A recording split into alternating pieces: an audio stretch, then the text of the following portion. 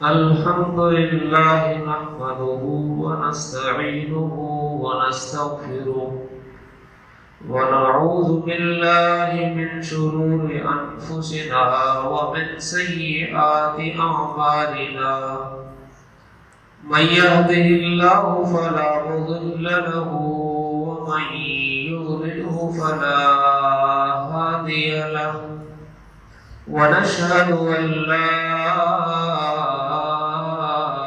إله إلا الله وحده لا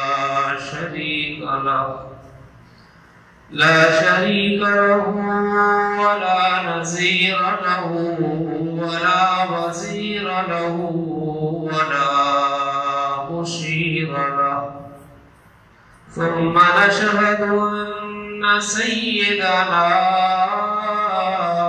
وسندنا وحبيبنا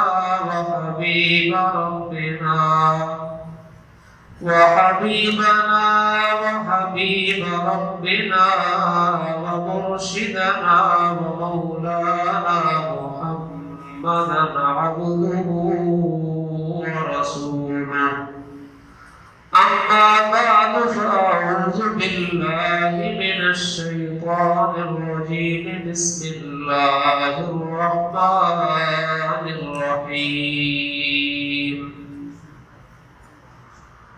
وأمر أهلك بالصلاة واصطبر عليها لا نسألك رزقا نحن نرزقك والعاقبة للتقوى وفي مقام آخر قال الله تبارك وتعالى يا أيها الذين آمنوا قوا أنفسكم وأهليكم نارا وقودها الناس والحجارة آمنت بالله صدق الله مولانا العظيم وقال رسول الله صلى الله عليه وسلم ألا كلكم راع وكلكم مسؤول عن رعيته.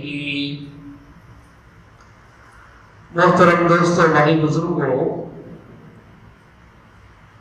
اللہ رب العزت قرآن پاک میں ارشاد فرماتے ہیں وَأَمُرْ أَهْلَكَ بِالصَّلَاةِ، اے میرے نبی جی آپ حکم فرمائیں اپنے گھر والوں کو نماز کا، وَاسْتَبِرْ عَلَيْهَا، اور خود بھی نماز کی پابندی کریں، لَا نَسْأَلُكَ رِزْقًا، ہم آپ سے روزی کا سوال نہیں کرتے، نحن نرزقک، روزی تو ہم آپ کو دیں گے، والعاقبۃ للتقوی، اور بہترین انجام وہ تقوی والوں کا ہے۔ تقوی کس چیز کو کہتے ہیں؟ اللہ رب العزت کی ہر منع کی ہوئی چیز سے بچنا، اور اللہ نے ہر اس چیز جس کا حکم کیا ہے اس پر پورا کرنا، اس کا نام ہے تقوی۔ برائی سے بچنا اور نیکی کا کام کرنا، یہ ہے تقوی۔ اب جو بندہ نماز پڑھے گا، یہ نماز انسان کو اچھائی کا حکم کرے گی اور برائی سے منع کرے گی۔ قرآن پاک کی اس آیت میں اللہ رب العزت نے بہت اہم مضمون اور مسئلہ ذکر کیا ہے، سورہ طٰہٰ ہے۔ اللہ رب العزت انسان کو اگر تھوڑی سی سمجھ بھی دے، تھوڑی سی عقل بھی ہو، تو اللہ رب العزت نے انسان کی ہدایت کے لیے بہت سارے بہانے رکھے ہیں، اور بہت سے راستے انسان کی بخشش کے اللہ نے رکھے ہیں، لیکن اگر کوئی انسان عبرت حاصل کرنے والا ہو، عبرت کی آنکھوں سے دیکھنے والا ہو، آنکھیں ہی بند ہو جائیں تو پھر ڈائریکٹ کتاب اترتے ہوئے بھی دیکھ کر اللہ کے نبی کو اپنی آنکھوں سے دیکھ کر لوگوں نے ہدایت کو قبول نہیں کیا۔ تو میرے عزیزو، اللہ فرماتے ہیں اے میرے نبی جی، آپ اپنی اہل کو، اپنے گھر والوں کو نماز کا حکم کریں۔ اب یہ چیز ہمیں ملتی ہے کہ جیسے دنیاوی کاموں میں ہم سارے اپنی اولاد اور اپنی بیوی بچوں، اپنے رشتہ داروں کا خیال رکھتے ہیں کہ میرا بھائی آگ میں نہ جل جائے، میرا بیٹا آگ میں نہ جل جائے، میری بیوی آگ میں نہ جل جائے، میری بیٹی آگ میں نہ جل جائے، اس آگ سے بچنے کے لیے ہم بہت ساری تدبیریں کرتے ہیں۔ چولہا جل رہا ہے، چھوٹا سا بچہ ہے، کہیں چولہے میں نہ گر جائے، چولہے میں گر کر جل نہ جائے، اس کا ہاتھ نہ لگ جائے، ہم پوری تدبیریں کرتے ہیں۔ آگ لگی ہوئی ہے تو دور سائڈ پہ لگاؤ، ایسی جگہ لگاؤ جہاں کسی بچے کو نقصان نہ پہنچے۔ بجلی کی فٹنگ کرو، ہر جگہ کو چیک کرتے ہیں کہیں سے کوئی تار ننگی ہو گئی تو نقصان نہ پہنچے۔ کیوں؟ ہم سب کے علم میں ہے کہ اگر بجلی کی تار کہیں سے ننگی ہوگی تو پھر جان کا خطرہ ہے، بچوں کے لیے بھی بڑوں کے لیے بھی۔ ایسے ہی گھر میں کوئی بڑا سوراخ نظر آتا ہے، ہم فوراً اسے بند کرتے ہیں، کہیں اس میں سانپ گھر نہ بنا لے، بچھو گھر نہ بنا لے۔ ہمارے گھر میں کوئی سانپ آ جاتا ہے، ہم فوراً اس کو مارتے ہیں۔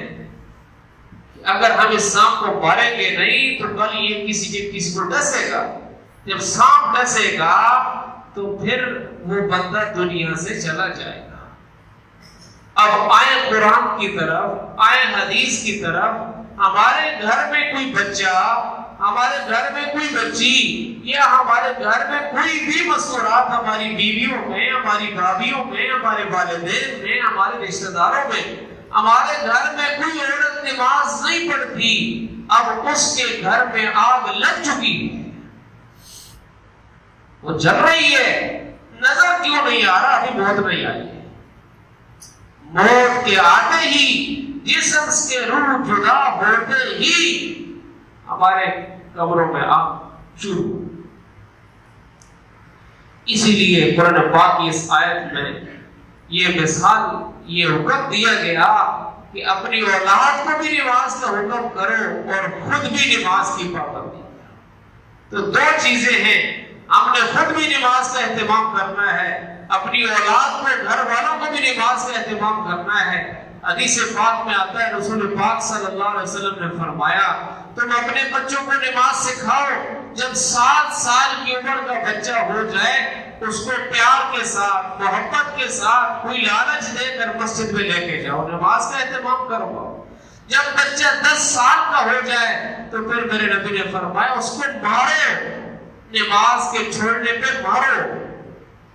اگر نماز نہ پڑھے، 10 سال سے اوپر عمر ہے، پھر مار کے نماز پڑھو۔ کیوں کہا؟ اس لیے کہ نماز ایمان کے بعد سب سے اہم رکن۔ آؤ حدیث میں جاتے ہیں، نبی پاک صلی اللہ علیہ وسلم کے گھر والے تو مثال اپنے آپ تھے، ان کے نفل نہیں چھوڑتے تھے تو فرض نماز کب چھوٹتی ہوگی۔ اب حدیث پاک میں آتا ہے، حضرت فاطمہ رضی اللہ عنہا نبی پاک علیہ السلام کے پاس تشریف لائیں، ابا جان گھر میں کھانے کے لیے کچھ نہیں ہے۔ نبی پاک صلی اللہ علیہ وسلم سے فرمایا کہ دودھ دھونے کے لیے بکریاں نہیں، آپ کے پاس کچھ بکریاں آئی ہیں، مجھے دے دیں۔ اب آپ دیکھیں اللہ کے نبی نے اپنے گھر والوں اور اپنے بیٹیوں کی تربیت کیسے کی ہے۔ اب چاہیے تو یہ تھا کچھ دے دیتے، میرے اور آپ کے نبی نے فرمایا فاطمہ تمہیں میں 5 بکریاں دے دوں یا 5 کلمات سکھا دوں جو 5 بکریوں سے بہتر ہے، بلکہ یہ فرمایا میں تمہیں 5 کلمے ایسے سکھا دوں جس سے تیری دنیا کی بھوک بھی مٹ جائے گی، قبر کی بھوک بھی مٹ جائے گی۔ اور یہ بھی نبی کی بیٹی تھی، جنت کی عورتوں کی سردار تھی۔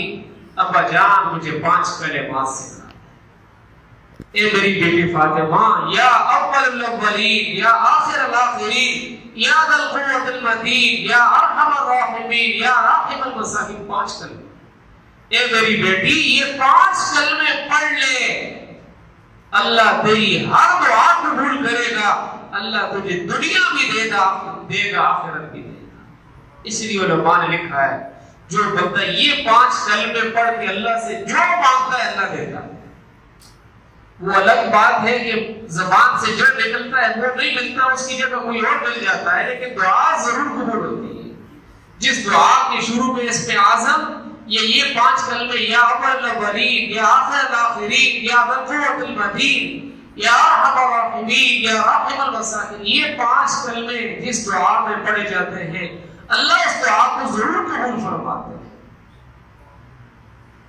اور دوسری جگہ فرمایا یا ایھا الذین آمنوا، اے ایمان والو، قوا انفسکم، پہلی بات کہ اپنے آپ کو جہنم کی آگ سے بچاؤ، وَأَهْلِيكُمْ نَارًا، اپنے گھر والوں کو بھی جہنم کی آگ سے بچاؤ۔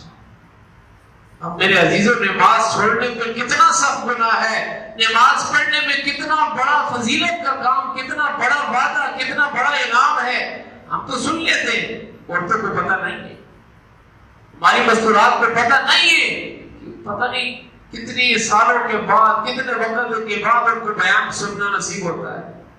ہم عورتوں کو تو دین کی بات بتانے والا کوئی نہیں ہے، اگر ہم یہاں مسجدوں میں سن کر اپنے گھر والوں کو نہیں بتائیں گے، کل قیامت کے دن یہ عورتیں ہمارا گریبان پکڑیں گی۔ اسی لیے فرمایا قوا انفسکم، اپنے آپ کو بھی جہنم کی آگ سے بچاؤ، اپنے گھر والوں کو بھی جہنم کی آگ سے بچاؤ۔ کیا مطلب ہے؟ مطلب یہ ہے کہ اپنے گھر والوں کو بھی نماز کے بارے میں پوچھو، کیا ہے نماز پڑھی ہے یا نہیں پڑھی ہے، تلاوت کی ہے یا نہیں کی ہے، درود شریف پڑھا ہے یا نہیں پڑھا ہے، ذکر کیا ہے یا نہیں کیا ہے۔ اسی لیے علماء نے کتابوں میں لکھا ہے کہ اپنے بچوں کو چھوٹے ہوتے ہی بچپن کی حالت سے چھوٹے چھوٹے انعامات دے کر اعمال کا عادی کرو۔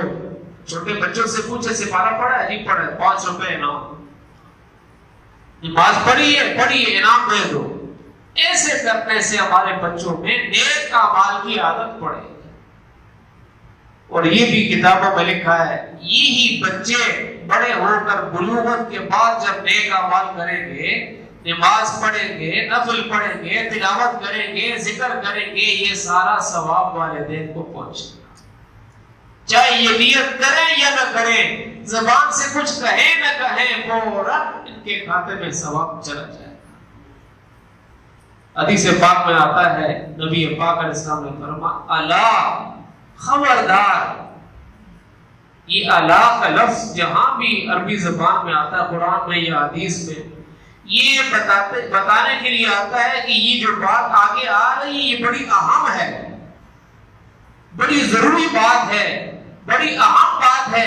اللہ کے نبی فرماتے الا، خبردار، سن لو، کان کی کھڑکیاں کھول کے سن لو، کلکم راع وکلکم مسئولون عن رعیتہ، تم میں سے ہر بندہ ایک نگہبان ہے، اور تمہاری نگہبانی میں جتنے لوگ رہتے ہیں ان سب کے بارے میں تمہیں پوچھا جائے گا، مسئولون عن رعیتہ۔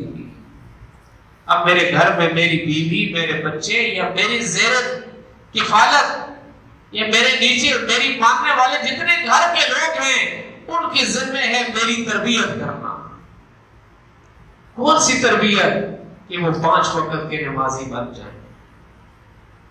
اب بے نمازی آدمی کا اثر کھانے میں پڑتا ہے، زندگی کے ہر عمل میں پڑتا ہے۔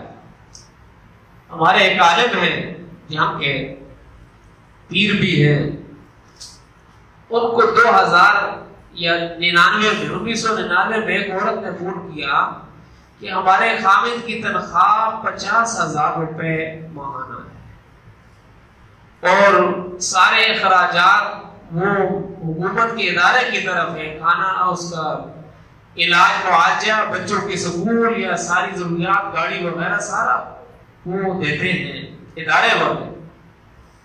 تو اب ہر مہینے کے آخر میں ہم قرض لیتے ہیں.